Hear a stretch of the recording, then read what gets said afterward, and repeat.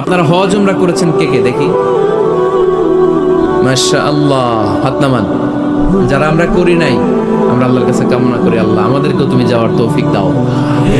আমরাও যেন আমার নবীর কবরের সামনে দাঁড়িয়ে নবীরে সালাম করতে পারি, তৌফিক দাও।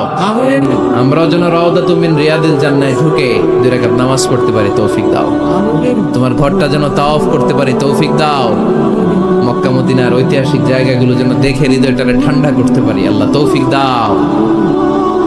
তো যারা গিয়েছেন তারা জানেন, মসজিদে নববীতে নামাজের পরে আপনারা যখন পূর্ব দিকে, প্রথম কাতারের পূর্ব দিকে সবাই লাইন ধরে যেতে যেতে প্রথমে বাম দিকে পরে রাউদাতুল মিন রিয়াদিল জান্নাহ, জান্নাতের বাগান সমূহ থেকে একটা বাগান।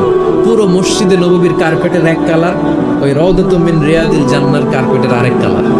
আল্লাহ রাসূল সাল্লাল্লাহু আলাইহি ওয়াসাল্লামের ঘর আর মিম্বার এতটুকু জায়গাকে অন্য কালারের কার্পেট দেয়া হয়েছে।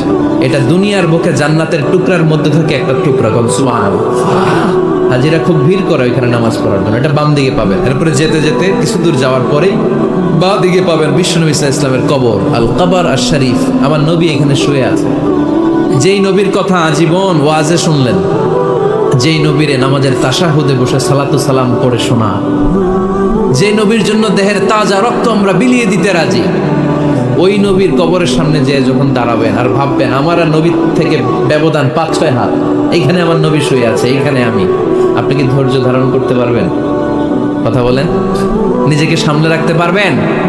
আমার নবীর কোন উম্মত প্রথম যখন উমরা করতে যায়, হজ করতে যায়, নবীর কবরের সামনে দাঁড়িয়ে নিজেকে সামলে রাখতে পারে না, চিৎকার দিয়ে কান্না আসে, চোখ দিয়ে ধা ধা করে অশ্রু ঝরে।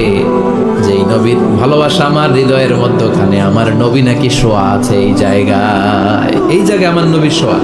সহ্য হয় না, বুক ফেটে চিৎকার আসে, কিন্তু চিৎকার দেয়া যায় না। কারণ যে আয়াতের তাফসীর আপনাদেরকে শোনাচ্ছি, এই আয়াতটা বিশ্বনবীর কবরের উপরে লেখা। লা তারফাউ আসওয়াতাকুম ফাওকা সাউতিন নবী। তুমি নবীর দরবারে এসেছো, এখানে বড় গলায় আওয়াজ করে কোনো কথা বলা যাবে না। চিল্লায় বলেন ঠিক কি না? এই আয়াতটা আজও লেখা নবীর কবরের উপর। লা তারফাউ আসওয়াতাকুম ফাওকা সাউতিন নবী। এটা নবীর দরবার, এখানে চিৎকার চেঁচামেচি করে দুরূদ পড়া যাবে, লাফালাফি করা যাবে না। ভদ্রভাবে আন্তরিকতার সাথে বিনয়ের সাথে নবীরে সালাম দিতে হবে। সুবহানাল্লাহ পড়ো।